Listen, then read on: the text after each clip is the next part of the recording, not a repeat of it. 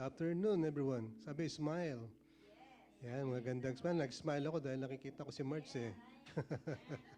Thank you for coming. Blessed Sunday sa lahat. We thank God for the church ministry and what He has done, what God is doing, and what is about to do.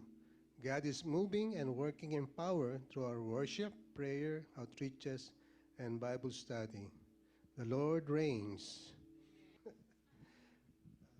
Dear God, thank you for this opportunity again to worship you and praise you, O Lord God. We only praise only you, God, because we know that you are our Lord and Savior. And we're so much grateful for what you have done to our life, O Lord God. I pray for you that you bless this service, O Lord God. It's not the number, but it's the heart of the people that are here, O Lord God. And I know that you will hear our songs, you will hear our prayers, O Lord God.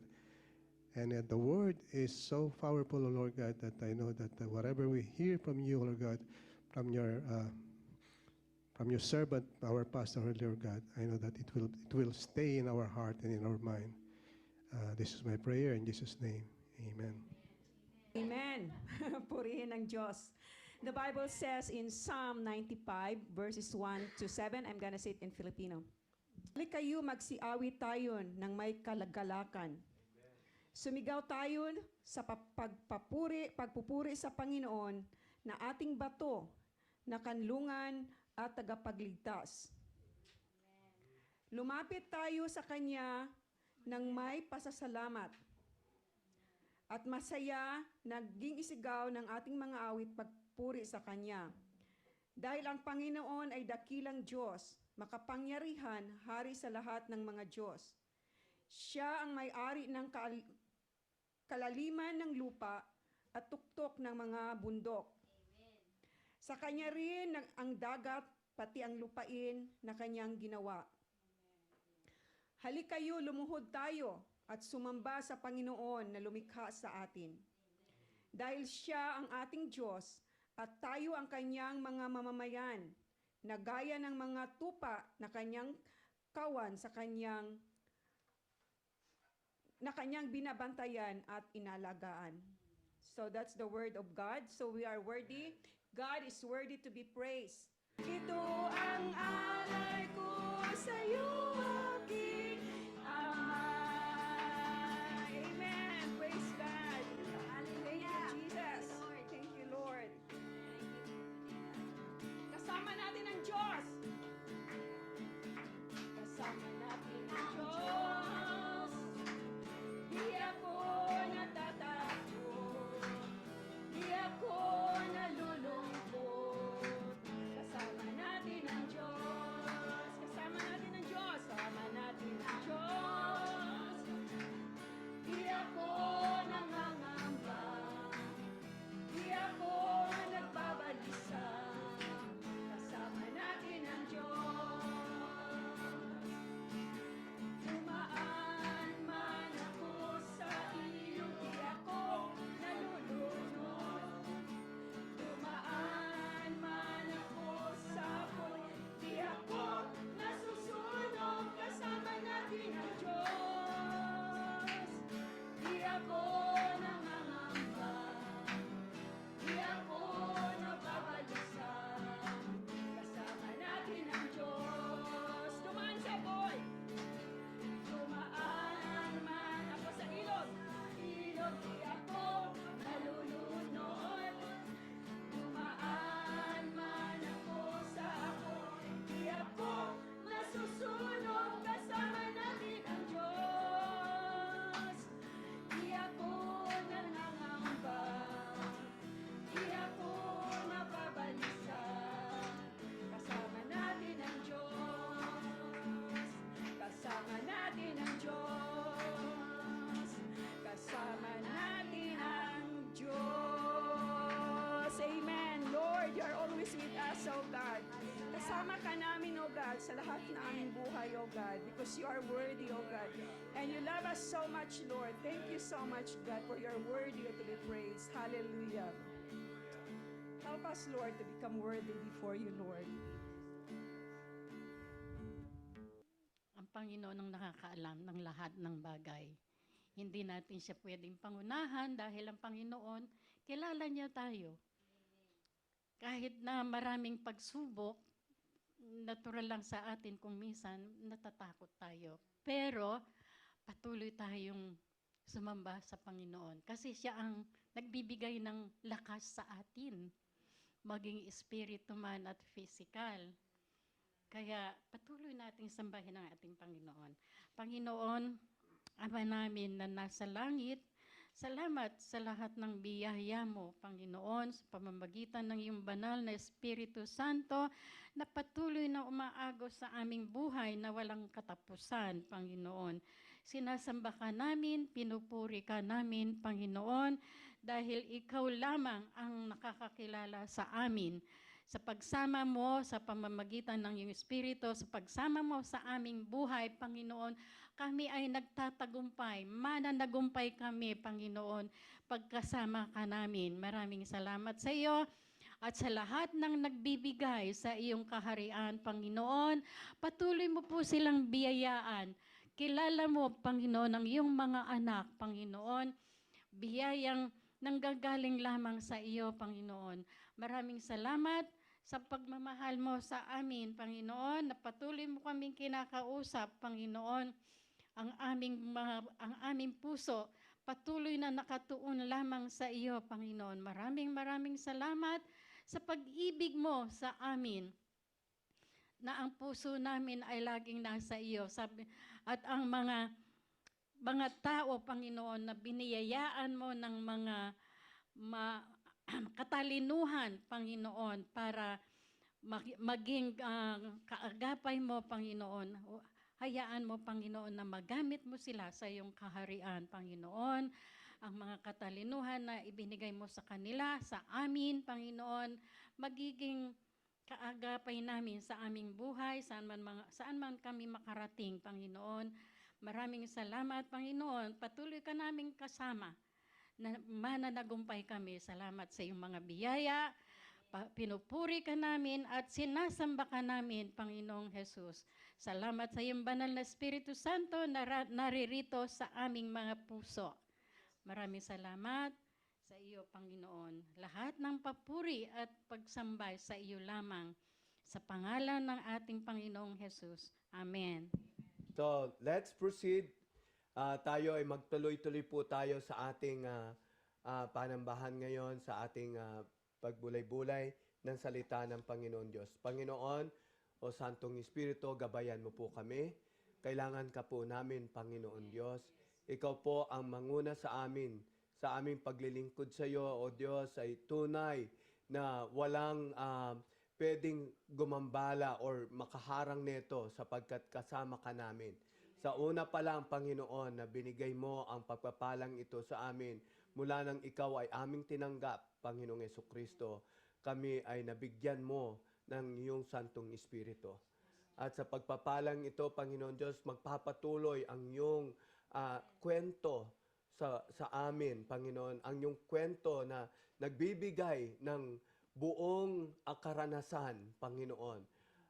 Your history, Lord God, your story itself, O Lord God, would be continuous because of the Spirit of the Lord that is in us. Kayo po ang gagabay, Santong Espiritu, sa amin upang ang kwento ng Panginoon Diyos, ang kwento nyo, Panginoong Yesus, ay magpatuloy sa amin.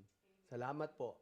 Ito po ang aking dalangin sa pangalan ni Jesucristo. Gabayan nyo po ako. Kayo po ang magsalita sa amin sa araw na ito. Amen and amen. Amen. So, salamat po. Tayo po magpatuloy sa ating series.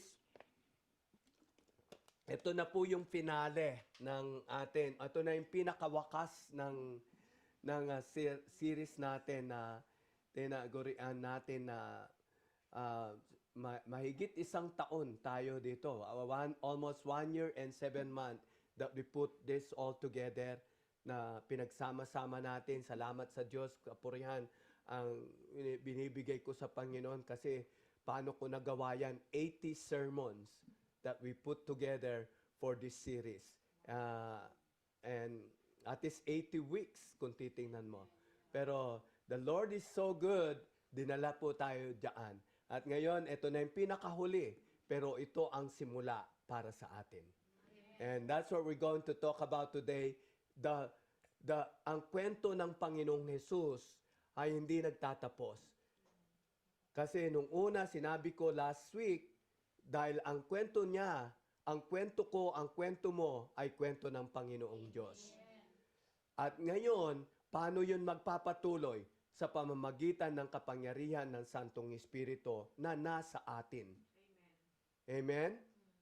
Wala sa iba yan. Kasi sabi nga sa Biblia, ang sino mang tumanggap kay Jesus ay merong Espiritu ng Diyos.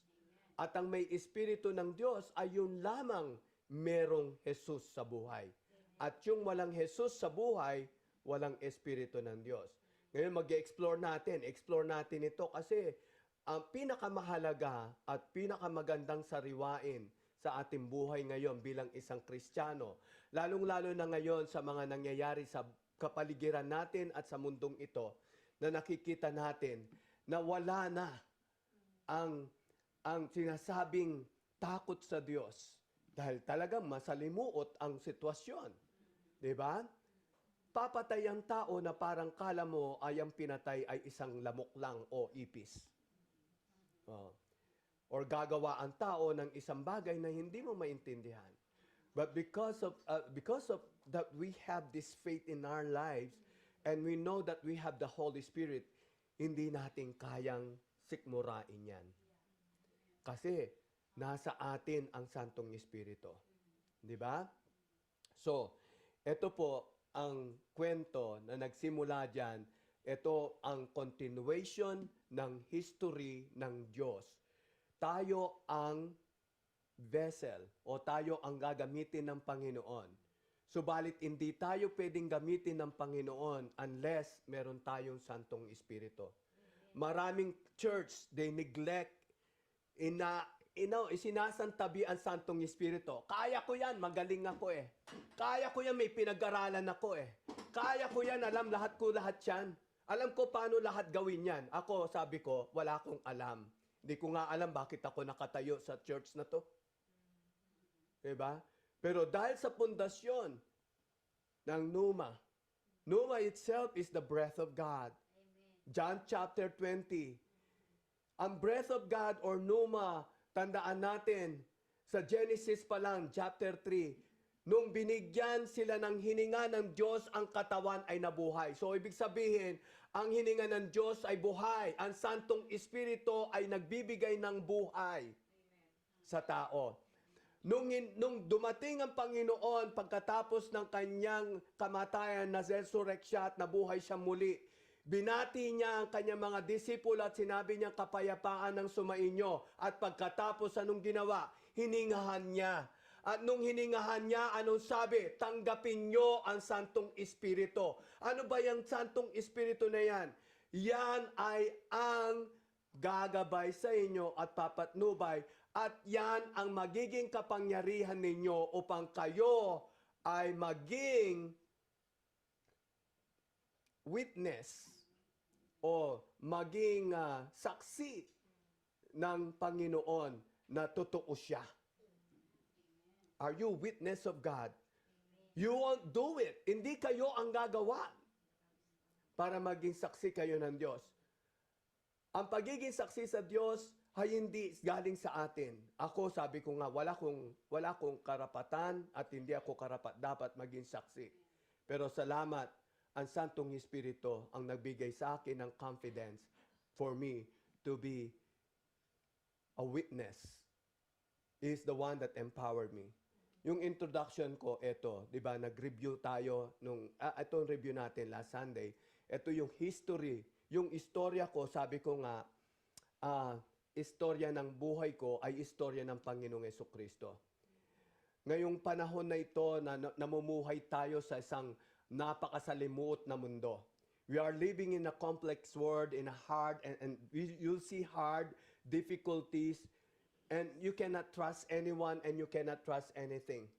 You know, but we have hope that is Jesus Christ, Lord, our Lord and Savior, the only truth, the only way, the only life, and the only one that you can trust. Trust me with this. Sabihin ko sa inyo, ito pagkatiwalaan nyo to.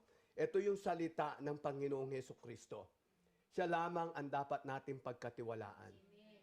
Wala tayong dapat ibang pagkatiwalaan kundi ang Panginoon. The pride of my heart led me to the darkness, but the power of His grace led me to the brightness like. The Word of God was never been born, never been alive, and was never been working into my life until I understand and experience grace. His grace is sufficient and its power made perfect to my weaknesses, and that put my knees down at the foot of the cross and humble myself before God. And apart from Him, I can't do nothing. Acknowledging that point, that I am a prideful person, that grace led me to the cross and led my knees down and saying, God, I humble myself and I surrender to you. Apart from you, I can't do nothing. And it's true and it's real and it's happening to me. Talagang nangyayari po yan. Kasi nangyari sa buhay ko, sabi ko, akala ko alam ko na lahat. Akala ko kaya ko lahat. Akala ko alam ko lahat. Paulit-ulit ko yung alam ko lahat. Kasi maraming ganyan. But God put me in a place that saying, na sinabi ko, na-realize ko nung sabi ko, nung nagka-cancer ako, na halos mamatay na ako, sabi kong ganoon, sinabi niya, get up. 2 words, tumayo ka. 'Di ba? Eh, sabi ko, paano ako tatayo? Hindi nga ako makagalaw eh. Kahit yung kamay ko, hindi ko kayang igalaw eh. Paano ako tatayo, Lord, kung ikaw yan? Sabi niya. At pagkatapos na binigyan niya ako ng malalim na panaginip, na parang ako hindi ko alam nasaan ako that time. Pero nagliwanag ang aking, I was in the dark, nagliwanag at sabi ng liwanag, kasi hindi ko makita, puro liwanag. Ang sabi ng liwanag, ako si Jesus. Tapos sinabi niya, let me do it this time. Ayaan mo ako ngayon, anak, ang gagawa para sa iyo. Hindi ikaw ay tatayo sa sarili mo, kundi ako ang magtatayo sa iyo. See, maraming bagay, kung na-realize ko doon, that very moment, na-realize ko na hindi ako ang tatayo na mag-isa. Na-realize ko, napaka-prideful ko. Hindi ko kayang tanggapin ang tulong ng Diyos. Maraming taong ganyan. Akala natin, alam natin lahat. Akala natin, porke gumagawa tayo, you're hard worker. Naniniwala ako, gagawa at gagawa kayo. Pero tandaan nyo, kailangan nyo ang Panginoon. We need to recognize and acknowledge in our lives. Kasi tandaan nyo, naniniwala ako, ang buhay natin dito sa mundo ay napakaikli. At ito lang ang simula ng ating paglalakbay sa mahabang buhay, sa eternal life, yung walang hanggan. Kaya anong gagawin mo dito sa mundong ito? Eto, ako, gagawin ko, sinabi ko nga, ang kwento ng aking buhay ay kwento ni Jesus. So, kailangan i-enjoy ko lang ang aking kalayaan. Enjoy your freedom just like as what you do. You have free will. Enjoy it. Huwag niyong hayaan ang mga distraction dyan sa mundo. Huwag niyong hayaan ma-disappoint kayo sa mga bagay na nakikita niyo araw-araw. Enjoy the freedom and to do the purpose that God has for you. And that is to worship Him in spirit and in truth. Amen. And then, the Holy Spirit will guide you in all truth and give you the comfort so that you can do the right thing at ilagay niya kayo sa tama at para kayo ay mamuhay na merong pag-ibig sa Diyos at pag-ibig sa kapwa-tao. Tandaan nyo, it's not about perfection. The difficulties in our life and hardship and circumstances in life or anything that distract you, even the past, all-knowing God. God is all-knowing God. Kahit yung mga bagay na nakaraan na, huwag yung ahayahan na i-distract kayo niyan. Or ma-disappoint kayo sa mga bagay na nakikita nyo. Kasi in order for us, kasi ganyan ang kaaway eh. Gagawa siya ng paraan para kayo ay ma-distract ma-disconnect sa sa appointment nyo kay Jesus. Diba?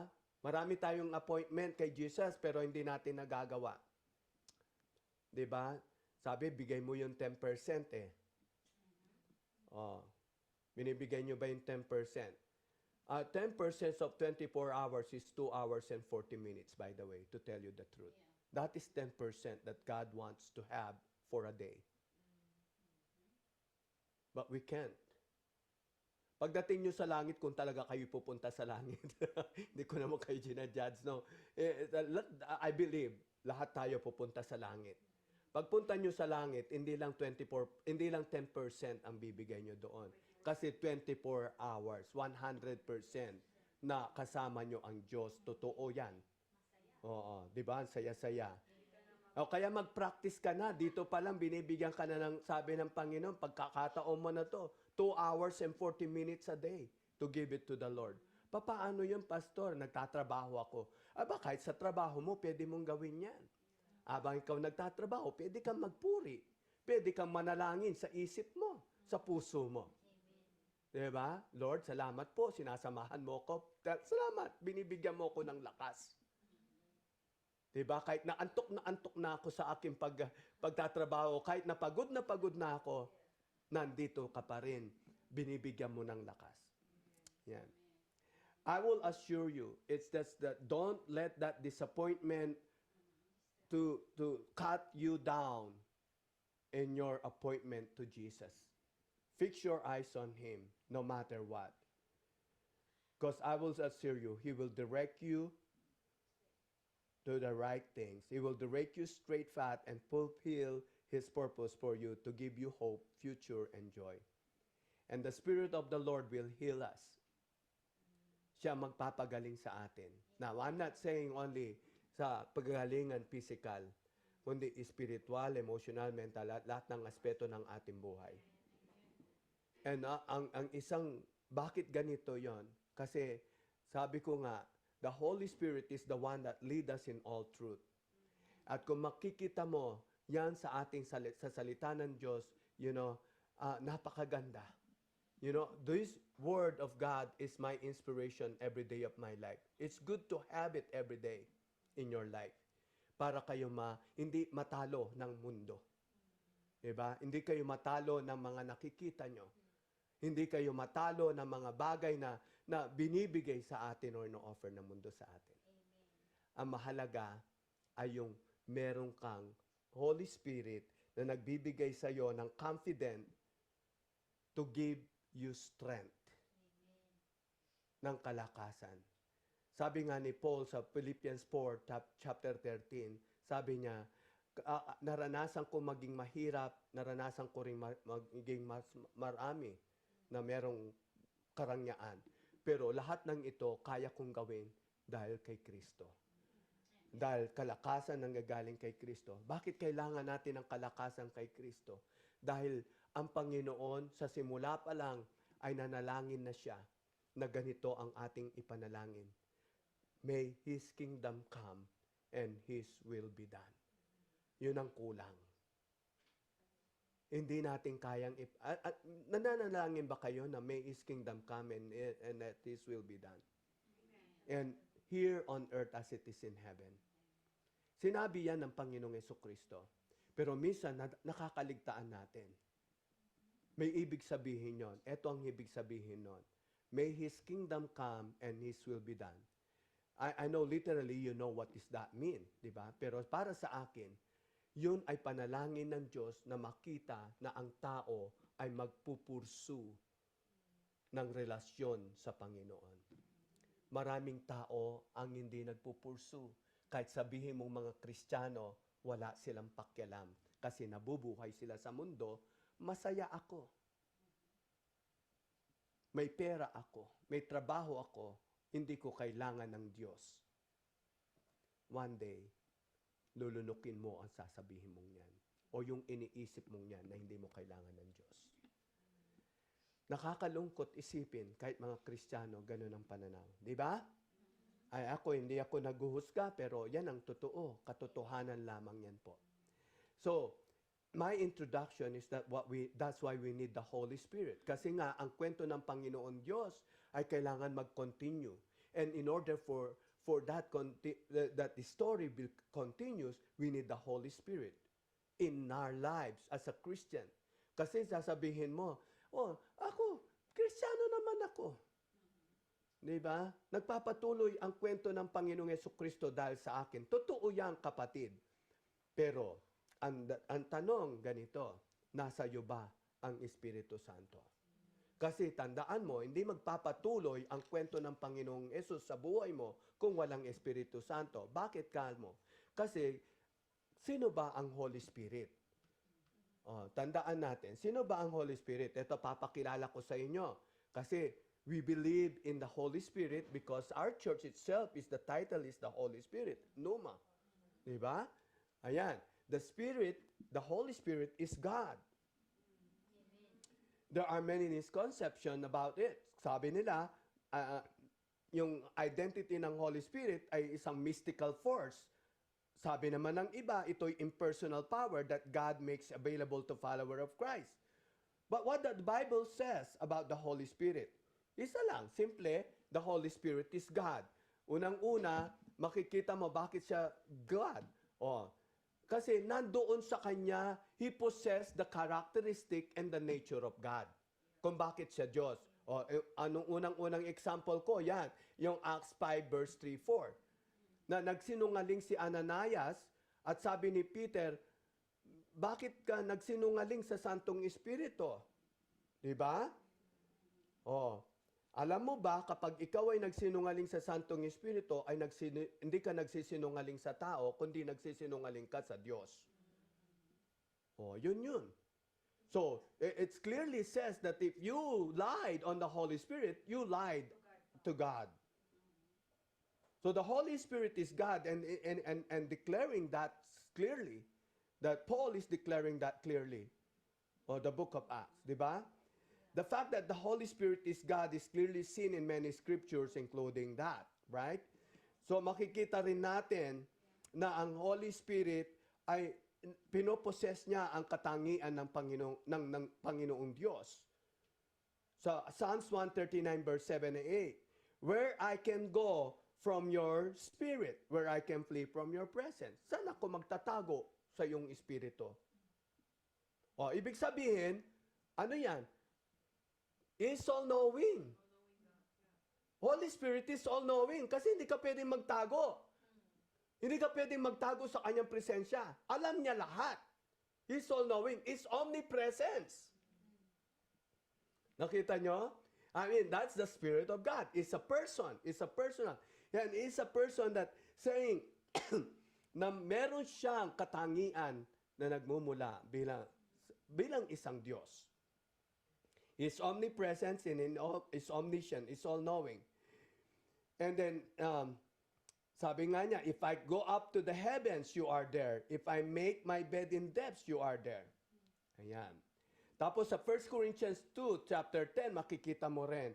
Now, we see the characteristic of the Spirit that is omniscience.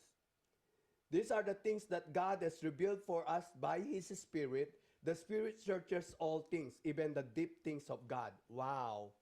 Diba? Napakalalim nun. Kahit daw yung pinakamalalim na kaisipan sa Diyos. For who knows a person's thoughts except their own spirit within them? In the same way, no one knows the thoughts of God except the Spirit of God. Yun lang. Yun ang sabi ni Paul. Doon pa lang nakikita mo na kung sino ang Santong Espiritu, di ba? So, bakit napakahalaga at ini-emphasize ko to? Kasi ito nga ang magtutuloy ng kwento ng Panginoon Diyos. In this very moment, in our lives today, at this very present time, kailangan ng church ang Spirit of the Lord. The Holy Spirit is needed in every individual that believes in Jesus Christ. Tandaan po natin yan. Ito kasi, ang sinasabi ko dito, na bakit kailangan mo ang Santong Espiritu? Unang-una, sinabi lang yan ni Jesus pa. Nung bago siya mag-ascend sa heaven, sinabi niya sa mga disipulo niya yan. Sino dito ang disipulo ni Kristo? Tayo. At yan ay pinapasa lang natin sa atin ngayon. At ang sabi niya, wait upon the Holy Spirit, and when He comes, He will give you what? He will give you, oh come on, church, what? Church, what? Power. Amen. Because hindi pwedeng maging continuation ng istorya o kwento ng Panginoon sa buhay mo kung wala kang kapangyarihan. Pastor, may kapangyarihan ka ba? Oo, meron. Meron akong power para paglabanan ng kaaway. Meron akong power para paglabanan ng sinasabi ng mundong ito. Meron akong power at kapangyarihan para sabihin ko sa demonyo, lumayas ka sa pangalan ni Jesus.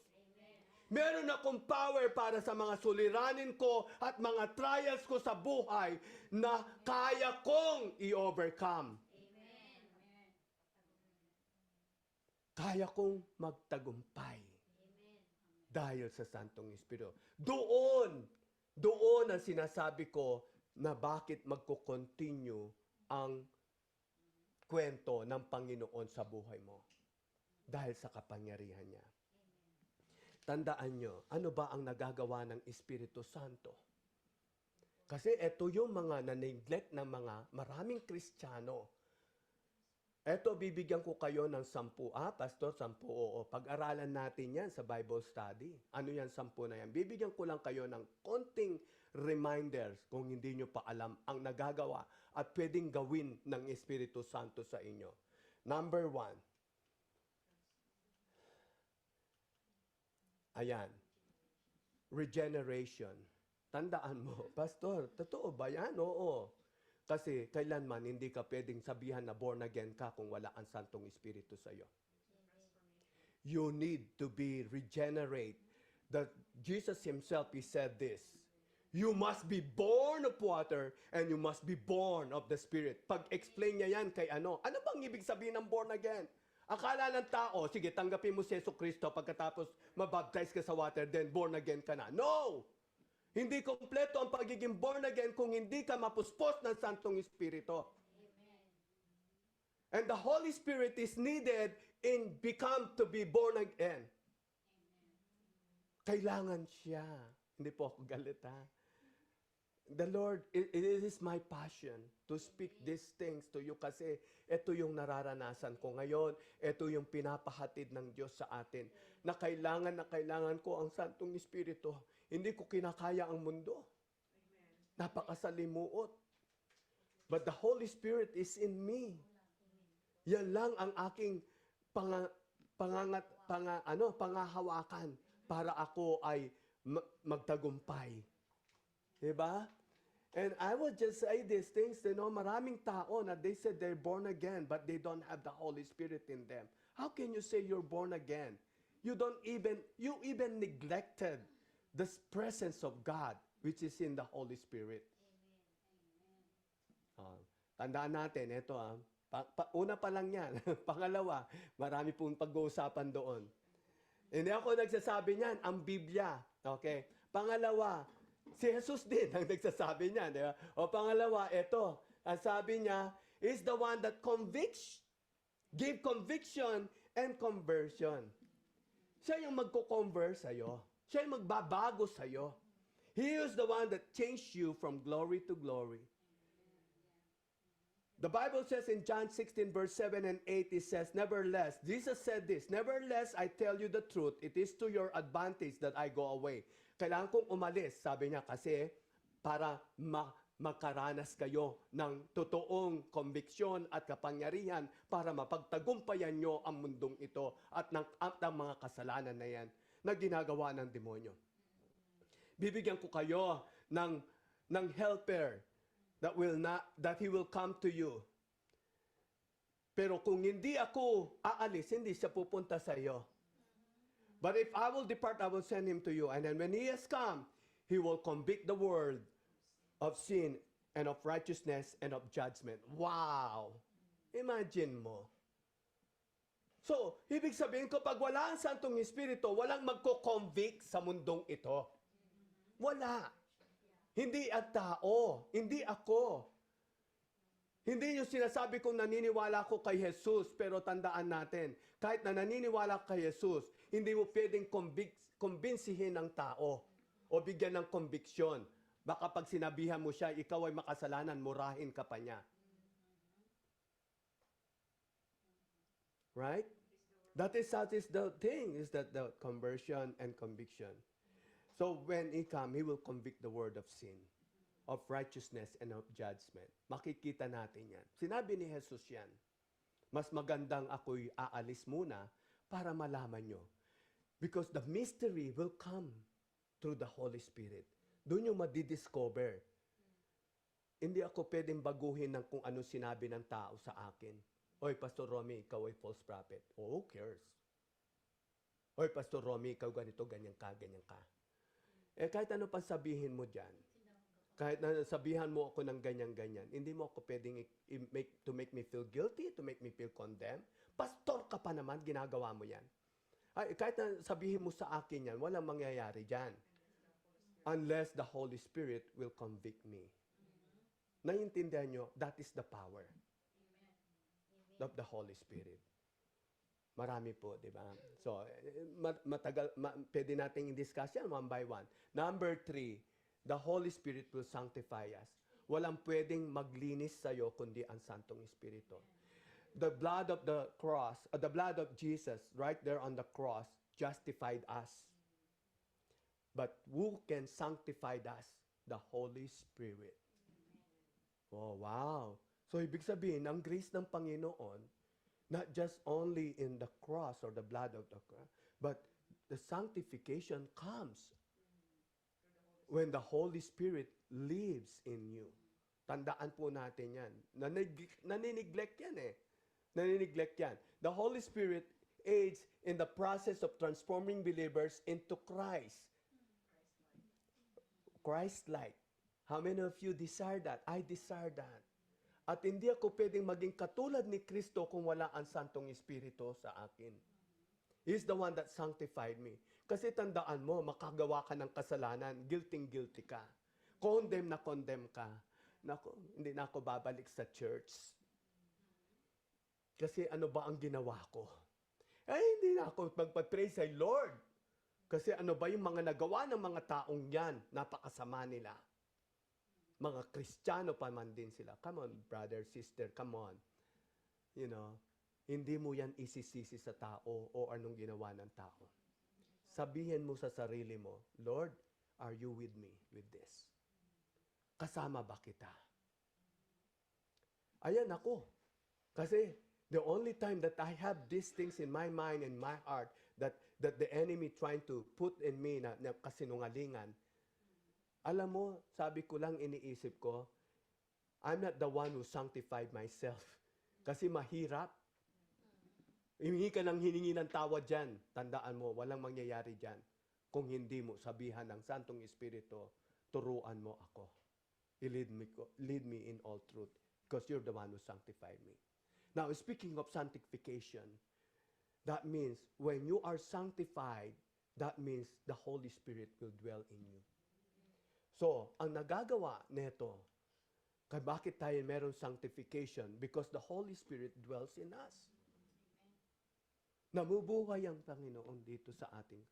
Sabihin mo, may Kristo ka, pero ang ginagawa mo, walang Holy Spirit. Bakit? Because it doesn't cease to you. Kasi it seems like it doesn't dwell in you. Hindi nakikita na namumuhay ang Panginoon Diyos sa buhay mo. Kasi sa mga ginagawa mo, sa mga kinikilos mo, sa sinasabi mo. You cannot see that. And even yourself, come to think about it. Nag-uusap-usap tayo. Diba? Kung ano-anong pinag-uusapan natin. Is it part of that communication with others? Is it part of dwelling the Holy Spirit? Kung ichichismis mo lang naman ang buhay ng ibang tao, huwag ka na magsalita. Kasi ang Santong Espiritu hindi chismosa at hindi chismoso. Kasi Pag nananahan siya sa'yo, ibig sabihin, huwag kang maging chismoso. Pag nananahan sa'yo ang Santong Espiritu, huwag kang magmura. Pag nananahan sa'yo ang Santong Espiritu, huwag kang gagawa ng bagay na alam mong hindi tama. Amen? That is dwelling in the Spirit. Because that is what the Holy Spirit does sa atin. Kapangyarihan yan, kapatid. Kapag namumuhay ka na merong Santong Espiritu, ang Santong Espiritu namumuhay sa iyo, marami kang kapangyarihan. So, number 1 yan, kaya mong talunin ang gawa ng kaaway sa buhay mo. Number 5, He is our guidance. He will guide us in all truth. He will guide us in all truth. Yan ang. Believers must rely on the wisdom and discernment of the Holy Spirit as making decision. Maraming tao, katulad ko, pag nagdi-decide ako, marami akong nagawa na desisyon na hindi tama. Because I did not submit it to the Holy Spirit. Totoo po yan, nangyari sa buhay ko yan. Hindi, pinagsisihan mo ba, Pastor? Pinagsisihan ko, pero I will never regret those things kasi itinuro sa akin ng Diyos.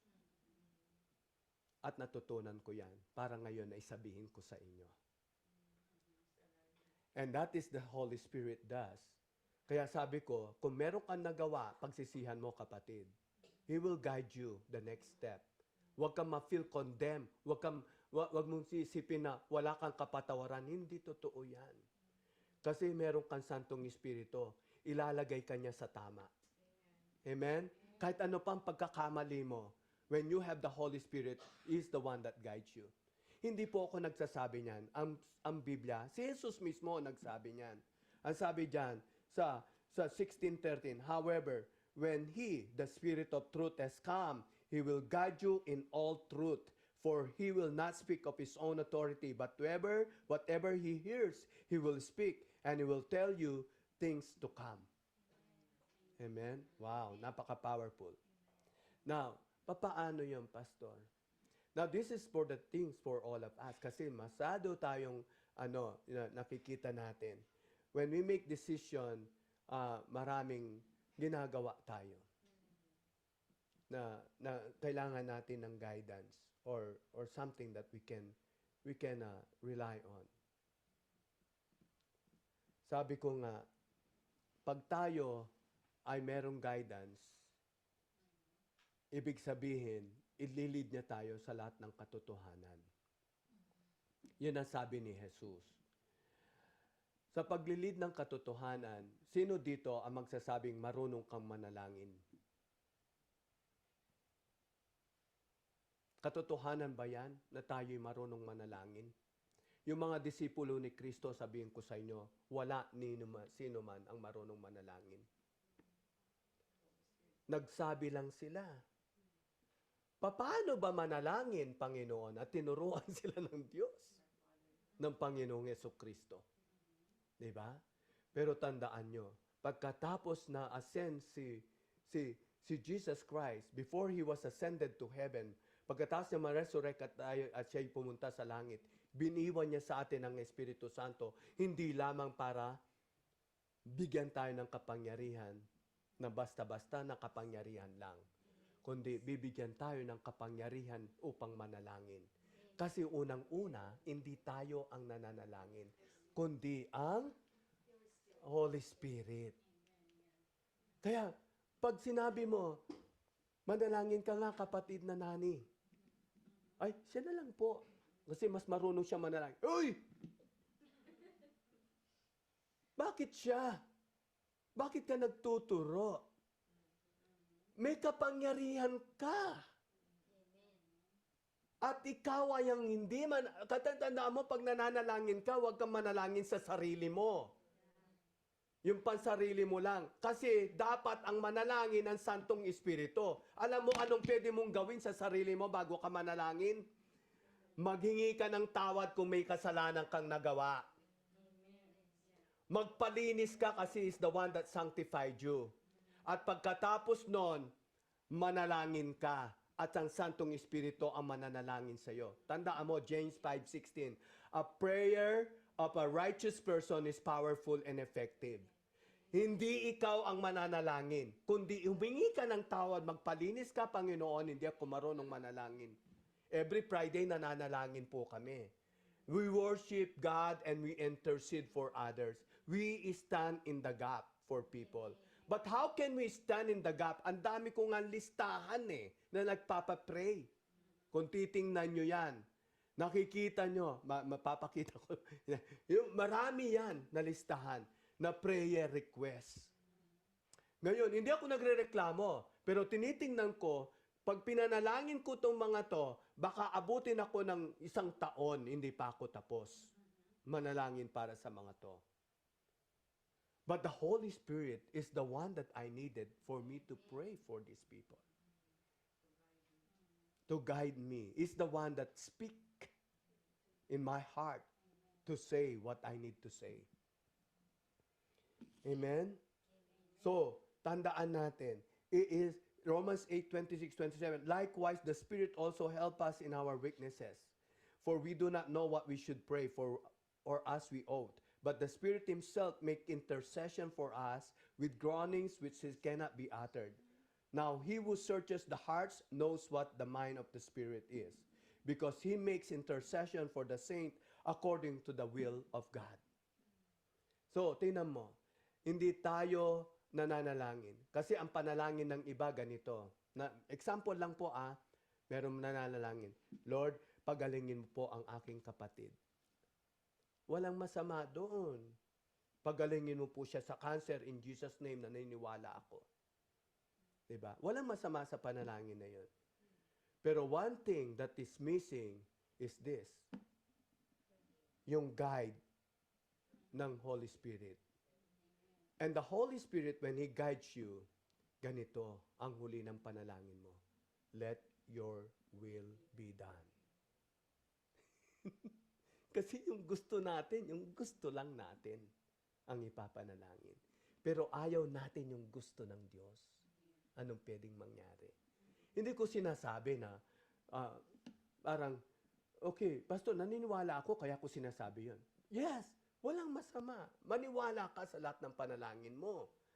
Pero tandaan mo, ang kalooban pa rin ng Diyos ang kailangan nating mangyari sa ating buhay. Nakuha nyo? That is the power of the Holy Spirit. That when understanding prayer and intercession. Marami kasing nananalangin. Hindi, puro panalangin, pero walang guidance ng Holy Spirit. Right?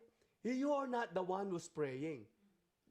Kahit nga sabi ko, yung pagkain sa panalangin sa pagkain, pag nanalangin ka sa pagkain, hindi mo yung papanalangin basta-basta. O magpasalamat ka sa Diyos, tama naman.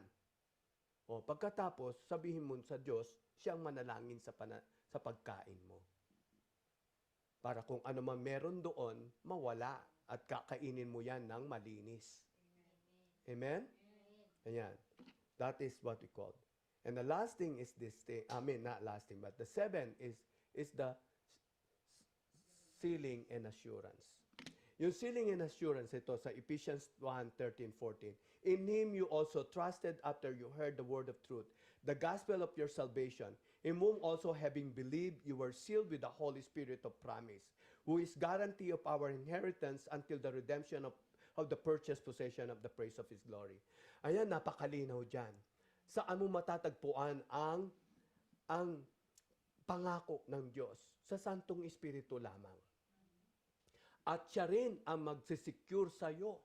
Walang pwedeng gumalaw sa anointed one. Are you anointed? Amen. Kung anointed ka, walang pwedeng humawak sa'yo. Sabi ng mga ganito, yung mga naniniwala sa karma. Naalala niyo yung mga karma-karma na yan. Diba? Ba't ka magpapaniwala dyan? Sabi niya, ay ginawa mo yan sa akin, mangyayari rin yan sa'yo. Masigit pa. Sabihin ko sa inyo, karma is dead. Buddha is dead. Gautama Buddha is dead. Dalai Lama will die soon. I'm sorry. Yung karma, hindi totoo yan sa mga merong Kristo sa buhay. Because the Holy Spirit is the one that secured you and assured you and guaranteed you for safe and protection and for the promise that God has for you.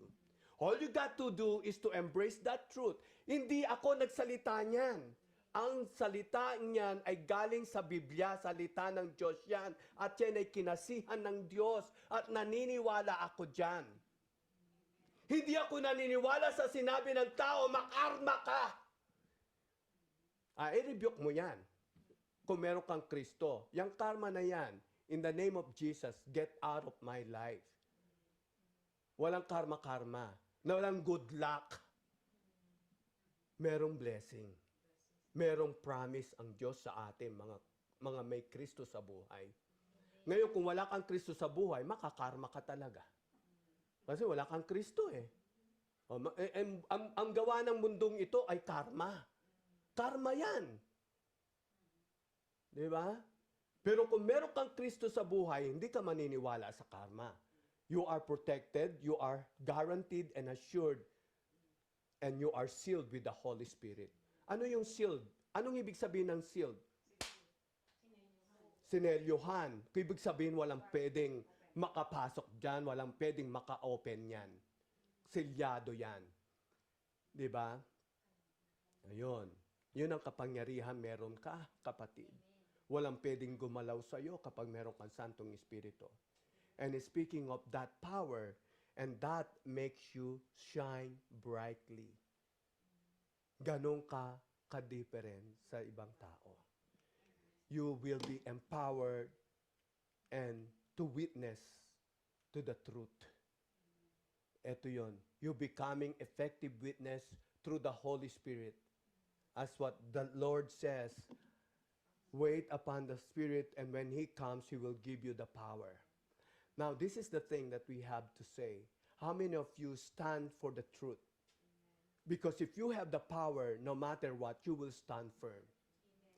Isa pong example na ibibigay ko sa inyo, isang bata na taga Numa Church, 9-year-old, she stand for the truth. And I believe, and I said, she is filled with the Holy Spirit. Nung kasing nakaraan, nung October 31, binawal sa eskwelahan nila na huwag mag-costume. At pagkatapos, sabi ng teacher, kung gusto nyong gawin yan sa pagkatapos ng eskwelahan, pwede nyong gawin kung gusto nyo. Ngayon, yung classmate ni Felicia, sinabihan niya si Felicia. Ito sinabi sa akin ni Felicia. Pwede ka bang, anong gagawin mo mamaya? Mag-trick or treat ka ba, Felicia? Sabi ni Felicia, hindi. Because I don't believe in that. Because I'm a Christian. I don't believe and don't follow the devil's thing. Sabi niya ganoon. Tapos sabi nung classmate niya, I'm a Christian as well. So why we can't do it? And then Felicia said, ask your mom. See? Maraming tao, we cannot stand. We still compromising to this word. Isang beses lang sa isang taon yan, pastor eh. Sabi mo sa akin, sabihin ko sa iyo, inaalaw mo kahit isang beses sa isang taon na i-worship mo ang devil? Do you know the history of Halloween? It's a witchcraft. It's the devil root. Anong nangyayari pag Halloween? Marami. Merong nare-rape. Meron pinagsasamantalahan, mga babae especially. Meron nagiinuman, may na-aksidente, may pumapatay. Because that's devil thing. Hindi maunawaan ng tao yan. And we do compromise those things. But look at that. God, when you have the Holy Spirit, you will never compromise. You will be empowered to be witness. Mag-shine ka. Sasabihin mo, kailangan maging different ka. Diba? Make a difference. How can you make a difference kung ginagawa ng iba, ginagawa mo rin? Hindi ka rin Kristiyano. Pareho lang ang ginagawa mo. So anong pinagkaiba natin? Kristiyano din naman ako, sabi nung bata. O sabi niya, o di tanungin mo na sa nanay mo kung Kristiyano ka nga, sabi. Hindi ko alam ba, sabi niya, ask your mom. Oh. Tanong mo sa sarili mo kung Kristiyano ka nga. Di ba? Isang beses lang naman sa isang taon. Ay, sabi ko, kahit isang beses sa isang taon, ako sabi ko, kahit isang segundo, hindi ko i-worship ang demonyo. Kahit isang segundo lang. Oh. Hindi po ako legalistic, but this is something that we need to stand for the truth. Especially nowadays, we need the Holy Spirit to be for us to be empowered and to stand for the truth so that we will be shining and so that we will be empowered to witness. Kasi hindi ka pwedeng maging testigo ng Diyos o saksi ng Diyos kung ikaw ay walang kapangyarihan ng gagaling sa Santong Espiritu. Kasi hindi ka makakatayo. Talunan ka, matatalo ka ng mundong ito. Ayan, tumatagal po ang aking pero sige, so, tuloy-tuloy po tayo. And the two last thing is the spiritual gift. Di ba? Alam nyo na yung mga spiritual gift na yan. We have 9 spiritual gift.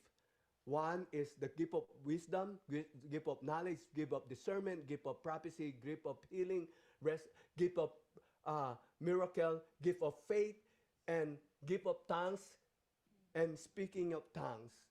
Right? And interpretation of tongues. 9 lang po yun. Na nakalagay dyan. Diba? Pero marami pa rin gift. Pero yan pa lang, sabi ko, puspos ka na ng Santong Espiritu. Kakaiba. Tandaan nyo, sinabi ng Diyos, sinabi sa Biblia, walang pwedeng mag-possess niyan unless you have the Spirit of God. At hindi kilala ang Santong Espiritu ng mundong ito. Tayo lang na merong Kristo sa buhay ang nakakakilala sa Holy Spirit. And the last thing that I would like to say is this, na napakahalaga na tingnan sa buhay natin. At ito ang kaloob ng Espiritu na siya ang maging bunga. Ito ang pinakamakapangyarihan sa lahat. Yung pag-ibig or bunga ng Espiritu Santo. The fruit of the Spirit is love. And when you have love, you will be having a joy, a peace, long-suffering, kindness, goodness, faithfulness, gentleness, self-control. Diba? Sabihin ko sa inyo, pag kayo may pag-ibig, kaya niyong gawin kahit ano mapang rules and regulation in this world. Kahit ano pang law. Basta meron kang pag-ibig na nanggagaling sa Santong Espiritu. You will speak that love to many and you will be a vessel of the Spirit of the Lord to speak that love fully to the people. Sinasabi ko po to sa inyo lahat because I myself confess I'm not perfect as that you are. Katulad nyo rin ako. Pero salamat sa Diyos, patuloy pa rin niya akong hinuhubog at sinasabi ko ito dahil ito ang aking nabasa at revelasyon ng Panginoon sa aking buhay. Kailangan ko to araw-araw sa buhay ko. 10 yan. Pero tandaan natin, napaka-powerful. Yan ang kapangyarihan mo, kapatid. Alamin mong mabuti yan. Kaya, sinasabi ko, in my conclusion is this, these are the powerful power and life that you have in the Holy Spirit. So, kung meron kayong Santong Espiritu, yang 10 yan, tandaan mo. God gives us the free gifts of the Holy Spirit. And who comes and dwells within you. This is how you know if the Holy Spirit is in you. Ito, malalaman nyo kung paano ang Santong Espiritu ay nasa inyo. Number 1, you have faith in Christ. When you have faith in Christ, the Holy Spirit is in you. If you do really have faith in Christ, if you trust Him and obey Him, if you repented from your sin, then you have the Holy Spirit. Yung mga kasalanan na hindi na dapat ginagawa sa buhay mo, ibig sabihin, meron ka ng Santong Espiritu. Pangatlo, when you accepted the Lord as your personal Savior and Lord of your life, then you have the Holy Spirit. Now, accepting means, embracing means what? Lord and Savior. You're not just having God or Jesus in your life as Savior, but to be the Lord of your life. When you have the Lord, when you said that, let Jesus Lord of your life, that means Jesus will be in control of your life. He's the one drives you. He's the one that gives you for a lot of things in your life. It can be driven into righteousness and holiness.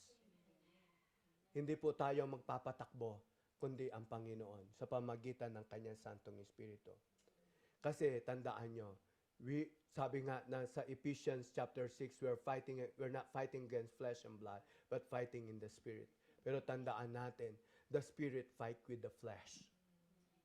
Galatians 5:17, it says that the flesh fights against the Spirit and the Spirit fights against the flesh. Dito ko po tatapusin. Itong laman natin, maraming demanding yan. Demanding yan. Palaging nagnanasa. Palaging may gusto. Pero minsan, yung mga gusto niyan, hindi gusto ng Espiritu. Kailangan magkasundo tayo sa gusto ng laman na ito, sa gusto ng Santong Espiritu. Kasi kung hindi, matatalo ka, kapatid. Ang Santong Espiritu hindi pabaya, pero binibigyan kanya ng kalayaan na mamili. Kung i-allow mo siya o hindi. Naniniwala po ako sa pagkakataong ito, ang church hindi nabuhay, hindi umabot ng 9 years without the Holy Spirit. Salamat sa mga kapatid natin na tumayo hanggang ngayon at tumatayo sila para pangatawanan ang pangako ng Diyos sa buhay natin. Sa iglesyang ito, salamat do sa mga tao na tumayo hanggang ngayon na nandyan sila. Na pinapatnubayan tayo ng Santong Espiritu. Alam ko yan. Kasi hindi tao, hindi ako ang gumagawa nitong church na to. Hindi ako ang nagpapatakbo ng church na ito na akala ng marami ay ako. Ang Santong Espiritu. Kasi kung ako lang, hindi ito tatakbo. I only depend, sino ba naman ako para pagkatiwalaan ng tao? Diba? I only depend completely and trusting God by the Holy Spirit is not by might nor by power, but by the Holy Spirit. Amen? Let's invite the Holy Spirit in our lives today for us to be empowered para tayo ay patuloy na managana sa Kanyang kalwalhatian. Mabasbasan kayo ng Panginoon at basbasan tayo ng Diyos ng Kanyang pagpapala, ng Kanyang kalwalhatian, at ng Kanyang kapangyarihan na nanggagaling sa Santong Espiritu. Mapuspos kayo ng Santong Espiritu na ipinagay niya ng kaloob na ito na nasa inyo na. The only thing that you would do is to embrace that truth na nasa inyo ang Santong Espiritu. At ang Santong Espiritu na yan ay siyang gagabay sa inyo sa lahat ng katotohanan. At siya ang magpapatotoo na ang Jesucristo ay Diyos natin na buhay at magpakailanman. When the Holy Spirit dwells in you, there is power. Amen. When the Holy Spirit is in you, suffering, trials no longer exist in your life. Amen. I would say that because to me, suffering means fear. Kasi pag ikaw ay nagsasuffer, tiniisip mo ikaw ay nagsasuffer, dumadaan ka sa pagsubok, ibig sabihin nag-aalala ka. Ibig sabihin natatakot ka. Hindi mo kayang harapin. Pero tandaan mo kapag meron kang Santong Espiritu, meron kang kapangyarihan, kaya mong talunin yung suffering na yan. Kaya mong talunin ang pagsubok na yan. Kaya mong talunin ang mga troubles na yan sa buhay. Because you have the Spirit. And that is the promise of God to us. Jesus said, yes, you might have suffering. Yes, you might have troubles in life. But fear not, and do not worry, because I overcame the world. If you have the Holy Spirit, if you have Jesus in your life, you are an overcomer. And you can make a difference in this world. May the Lord bless you and keep you. May His face shines upon you and be gracious to you. May He lift up His countenance upon you and give you peace, that you may walk in the Spirit of God. May you walk in victory. Hindi tayo talunan, tayo ay tagumpay. Sa pangalan ng Yesu Kristo, Amen. Amen. Amen. Amen.